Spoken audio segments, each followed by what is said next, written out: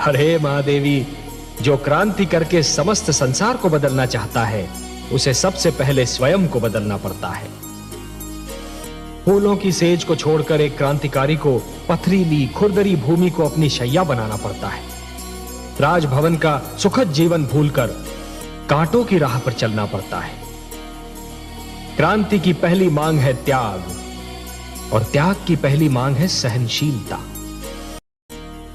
हे देवर्षि, जिस प्रकार यदि कोई व्यक्ति उधार लिए हुए धन को यदि अपनी संपत्ति मानेगा तो बहुत शीघ्र कंगाल हो जाएगा, यही तो विधि का विधान है महादेवी।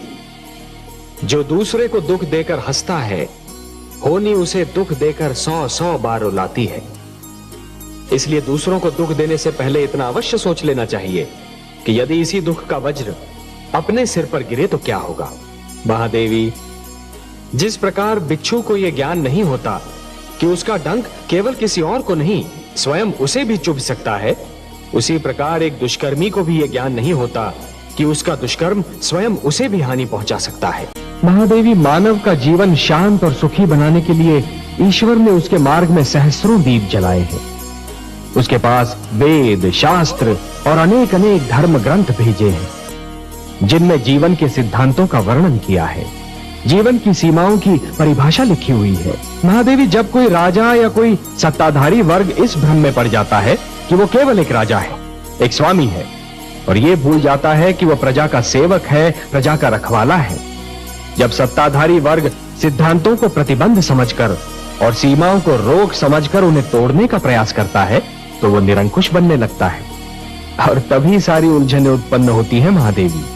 महादेवी, मैं मानव जीवन की उस विडंबना के विषय में विचार कर रहा था कि मानव कभी कभी बनना कुछ चाहता है और परिस्थितियां उसे कुछ और ही बना देती हैं। जब पीड़ित और आतंकित वर्ग की पीठ पीछे हटते हटते दीवार से लग जाती है महादेवी, जब उनके लिए और पीछे हटना संभव ही नहीं होता, तो फिर वो अपने प्राणों की रक्षा करने के लिए आगे बढ़ जाते हैं। क्या आपका संकेत रेणुका पुत्र राम की ओर है? हाँ महादेवी, देखिए ना, मेरे इस अंश ने प्रथम बार पूर्ण मानव के रूप में जन्म लिया, और वो भी एक विद्वान, एक गुरु, एक आचार्य के घर में, एक सुशील नारी की गोद में जन्म लिया। उसके रूप में मानव समाज को एक विद्वान, एक गुरु और एक आचार्य भी मिल सकता था, परंतु परिस्थितियां उसे योद्धा बनने पर विवश कर रही हैं महादेवी। उसके हाथ से पुस्तक छीनकर उसमें शस्त्र थमा रही हैं। जो दोनों हाथों से ज्ञान लुटा सकता था महादेवी, उसके दोनों हाथों में धनुष और बाण पकड़ा दिए परिस्थितियों ने। सत्ताधारी वर्ग की निरंकुशता दमन को जन्म देती है। दमन उत्पात का कारण बनता है, उत्पात अराजकता उत्पन्न करता है, और फिर अराजकता विद्रोह का रूप धारण कर लेती है महादेवी, सारा संसार मुझे पालनहार के रूप में जानता है। तो ऐसा हुआ महादेवी, जैसे श्रावण की घनघोर घटा वर्षा के स्थान पर सूरज की तपती किरणें लुटाने लगे। ये तो परस्पर विरोधी बात हुई ना महादेवी। ये मैं बार बार यही कहता हूं कि कभी किसी को किसी का बुरा नहीं सोचना चाहिए, क्योंकि जो भी व्यक्ति किसी और का बुरा सोचता है, अंत में उसका भी बुरा हो ही जाता है। जो भी व्यक्ति ये समझते हैं कि ये तंत्र मंत्र, ये सर्वनाश और अंधकार की शक्तियां केवल किसी और को ही क्षति पहुंचा सकती हैं, तो वो उनका भ्रम है। सत्य तो ये है महादेवी कि जो ईश्वर के सच्चे भक्त होते हैं, जो स्वयं ईश्वर पर संपूर्ण विश्वास करते हैं, ये तंत्र मंत्र की शक्तियां उनका बाल भी नहीं बांका कर सकती। इस प्रकार द्वेष और घृणा का मारा व्यक्ति पड़ोसी के घर को जलते हुए देख ये भूल जाता है कि उसी अग्नि की लपटें स्वयं उसका घर भी जला सकती हैं। उसी प्रकार जो व्यक्ति तंत्र मंत्र में विश्वास करता है, वो ये भूल जाता है कि यही तंत्र मंत्र की शक्तियां स्वयं उसका भी सर्वनाश कर सकती हैं। महादेवी, कि जिस प्रकार जब एक पुरुष भटक जाता है तो केवल एक ही व्यक्ति भटकता है, परंतु जब एक नारी के पैर डगमगाने लगते हैं तो समस्त परिवार डगमगा जाता है। उसी प्रकार जब एक शिष्य भटकता है तो केवल एक ही छात्र भटक जाता है, परंतु जब एक गुरु भटक जाता है महादेवी, तो समस्त छात्र समाज भटक जाता है। हे महादेवी, जिस प्रकार एक दीपक दूसरा दीपक जला सकता है, उसी प्रकार दूसरों के ज्ञान और अनुभवों से और दूसरों की चिंतन शक्ति से स्वयं अपना ज्ञान भी तो बढ़ाया जा सकता है। महादेवी, किसी भी व्यक्ति को तैरना तभी आ जाता है जब वो जल में गिर जाता है। आपके पुत्र प्रहलाद ने भी विकट परिस्थितियों का सामना किया, तभी उसका विवेक जागा। जिस प्रकार कुंदन बनने के लिए सोने को पहले अग्नि में तपना पड़ता है, उसी प्रकार किसी भी व्यक्ति को अपनी भीतर की क्षमताओं को जानने के लिए परीक्षा की अग्नि में तपना पड़ता है महादेवी। इसका सारा श्रेय तो दैत्य गुरु शुक्राचार्य को जाता है महादेवी, और इसी से उनका अस्तित्व भी सिद्ध होता है। मैंने आपसे कहा था ना कि दैत्य गुरु शुक्राचार्य बाहर से दिखने में कितने ही स्वार्थी और दुर्गुणी क्यों न दिखाई दें, परंतु भीतर से ज्ञान का भंडार है।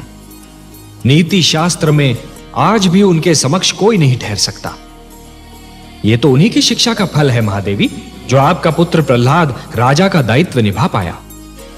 महादेवी, जिस प्रकार एक कृषक लहराते हुए खेत को देखकर प्रसन्न तो हो जाता है, परंतु उसके मन में एक आशंका रहती है कि क्या अगले वर्ष भी खेती यूं ही लहराएगी या सूखी रह जाएगी। मेरे मन में भी यही आशंका है महादेवी कि प्रहलाद की बनाई हुई परंपरा उसकी अगली पीढ़ियों तक बनी रहेगी या नहीं। हाँ, मेरा पौत्र विरोचन अब युवा होने वाला है।